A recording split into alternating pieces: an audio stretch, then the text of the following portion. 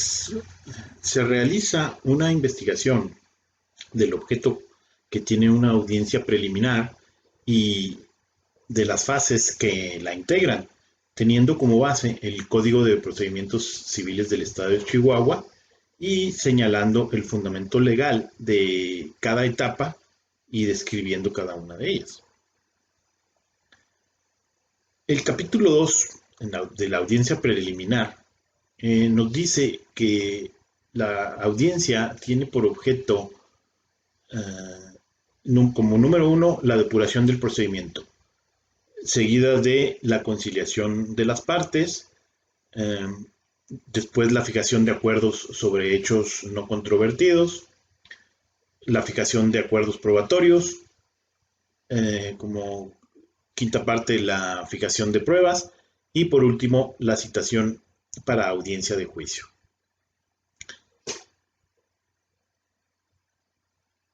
La primera interrogante que vamos a entender es la depuración del procedimiento. Para este caso, el juez o jueza va a examinar las cuestiones que son relativas a los presupuestos o las excepciones procesales que se presentan, emitiendo el juez la resolución correspondiente. Entendiendo que los presupuestos que se refieren serían la existencia de condiciones necesarias, por ejemplo, para la regularidad del desarrollo del proceso, sin la cual, si no existiera esa regularidad, no puede dictarse sentencia sobre las pretensiones que se hacen de las partes involucradas.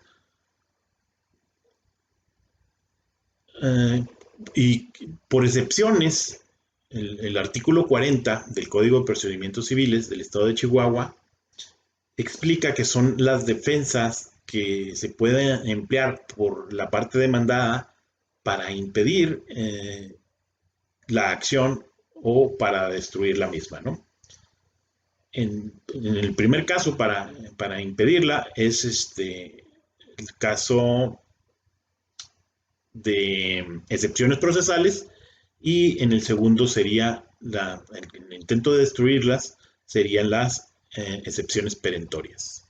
La interrogante número 2 es sobre la conciliación de las partes. Una vez que se resuelven las excepciones procesales, el juez va a determinar o procurar que exista una conciliación entre las partes. Esto lo establece el artículo 258 del Código de Procedimientos Civiles, tratando de hacerles saber a las partes los beneficios que puede llegar a tener un convenio y la propuesta de soluciones. Entonces el juez los va a exhortar a que estas personas, a que las partes involucradas, hagan un acuerdo y pongan fin al proceso, incluso antes de comenzarlo. Y si estas personas llegan a un acuerdo o un convenio, pues el jurado va a declarar si esto procede legalmente o si se termina ahí, ¿no? Teniendo y aplicando esto como una cosa juzgada. La interrogante número 3 es sobre la fijación de acuerdos sobre hechos no controvertidos. Para esto, la legislación en el artículo 259 nos habla de que durante la audiencia las partes pueden solicitar de manera conjunta al juez o jueza la fijación de acuerdos de hechos no controvertidos. Mientras que si se alegaren defectos sobre los hechos, si se van a alegar esos defectos sobre los hechos no controvertidos, el juez o la jueza en la audiencia preliminar va a dictar las medidas conducentes para subsanarlos. Esto nos lo refiere el artículo 261 del Código de Procedimientos Civiles del Estado de Chihuahua. La interrogante número 4 versa sobre la fijación de acuerdos probatorios. En este caso, la juez o el juez podrán hacer la formulación de proposiciones a las partes para que entre ellos realicen acuerdos probatorios respecto de las pruebas que se ofrecieron. Esto a efecto de poder determinar cuáles de ellas son innecesarias y cuáles se van a aceptar. Interrogante número 5. La admisión de pruebas.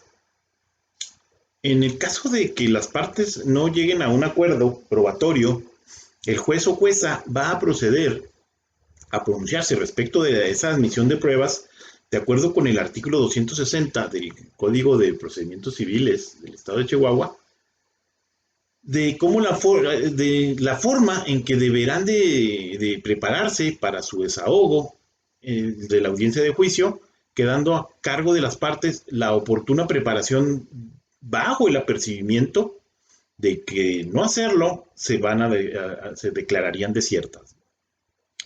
Y las pruebas que se ofrezcan por las partes solo deberán recibirse cuando estén permitidas por la ley y se refieran a los puntos cuestionados y cumplan además con los requisitos que se establece en el Código de Procedimientos Civiles del Estado de Chihuahua.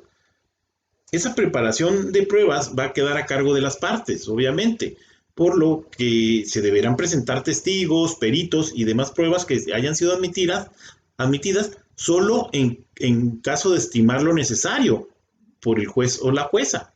¿Sí? Y para esto pues, se tendrían que expedir oficios y citaciones para nombrar un perito, tercero en discordia, en el entendido de que serán ellos puestos a disposición de las partes para ofrecerle esos oficios. La interrogante número 6 sobre la citación para audiencia de juicio refiere a que si las cuestiones controvertidas van a ser puramente de derecho y no de hecho, una vez fijada la litis, el juez o la jueza puede conceder a las partes el uso de la palabra para que aleguen de su derecho y las va a citar a la audiencia de juicio en un plazo no mayor a 10 días y en ella va a dictar la sentencia correspondiente.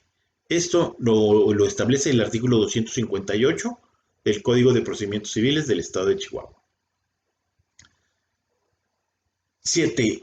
¿Qué pasa si las partes no acuden a una audiencia preliminar y cuál sería el fundamento legal?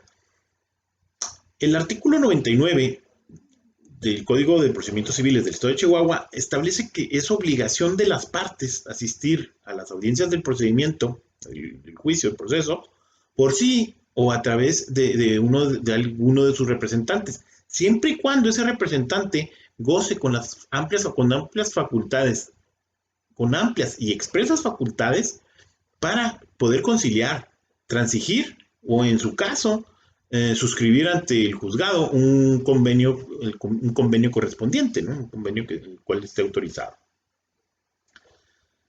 La audiencia preliminar se va a llevar a cabo con o sin la asistencia de las partes. ¿Qué pasaría? ¿Qué pasa? El artículo 256 establece que hay que acudir y que quien no acuda sin una causa justificada o calificada por el juzgado, se le va a imponer una multa de hasta 50 unidades de medida y actualización, las famosas UMAS.